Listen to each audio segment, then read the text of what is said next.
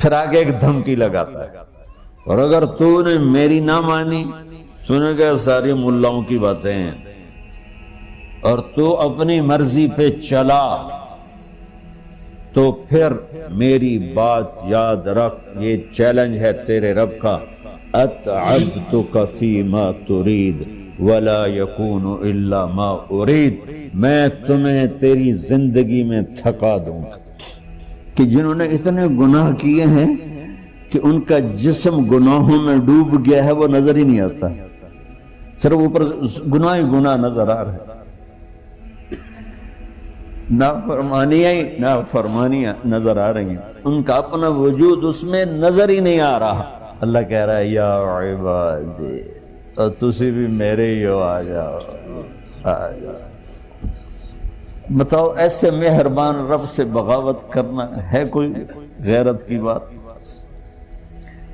چند روزہ زندگی کے پیچھے، چند ٹکوں کے پیچھے، چند پیسوں کے پیچھے، بھائیو اللہ ایک ذہن بناتا ہے کہ تم جہاں بھی ہو اللہ کی طاقت کے نیچے ہو، اللہ کے سائے کے نیچے ہو، اللہ کی قدرت سے باہر نہیں ہو۔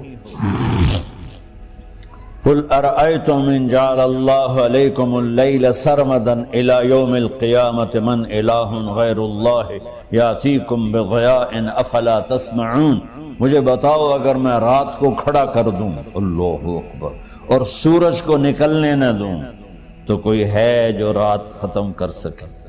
کوئی ہے جو سورج کو لا سکے؟ تو تمہاری زمین کا ٹیمپریچر اتنا مائنس میں جائے گا کہ تم سارے ہی برف بن جاؤ گے۔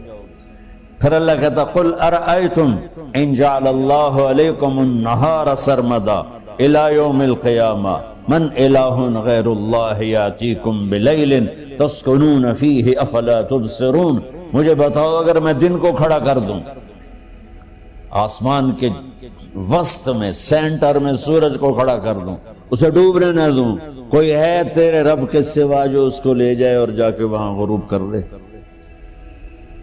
اس طرح اللہ ذہن سازی کرتا ہے۔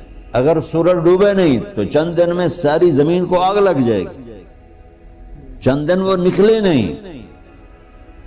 تو زمین فریز ہو کے پوری کی پوری فریزر بن جائے گی، ہم بھی اس میں برف بنے پڑے ہوں، اور اگر وہ ڈوبے نہیں تو پوری دنیا کو آگ لگ جائے گی۔ تو اللہ تعالیٰ اس طرح قرآن کی آیات اور واقعات سے بھائیو ایک ذہن بناتا ہے کہ یہاں وہ ہوتا ہے جو اللہ چاہتا ہے۔